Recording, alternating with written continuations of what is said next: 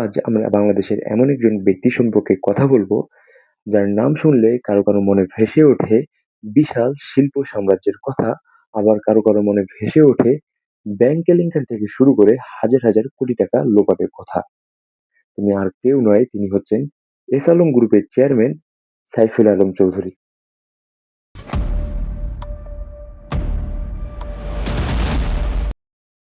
চট্টগ্রাম থেকে উঠে আসা এস আলম গ্রুপ শুরুতে ছিল একটি সাধারণ ব্যবসায়িক প্রতিষ্ঠান।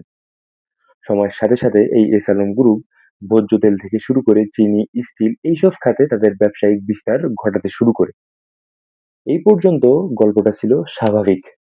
কিন্তু বিতর্ক শুরু হয় তখন, যখন এস আলম গ্রুপের নাম বাংলাদেশের ব্যাংকিং সেক্টরের সাথে জড়াতে শুরু করে। বিশেষ করে বিগত সরকার হাসিনার আমলে ইসলামী ব্যাংকের নিয়ন্ত্রণ পরিবর্তনের পর থেকেই প্রশ্ন উঠতে শুরু করে। সমালোচকরা দাবি করেছেন, বিগত বছরগুলোতে রাজনৈতিক প্রভাব খাটিয়ে তিনি ইসলামী ব্যাংক পুরোপুরি নিজের দখলে নিয়ে নেন এবং সেই ব্যাংক থেকে নানা প্রতিষ্ঠানের নামে হাজার কোটি টাকা ঋণ নেন এবং সেই টাকার একটা বিরাট অংশ তিনি বিদেশে পাচার করেন।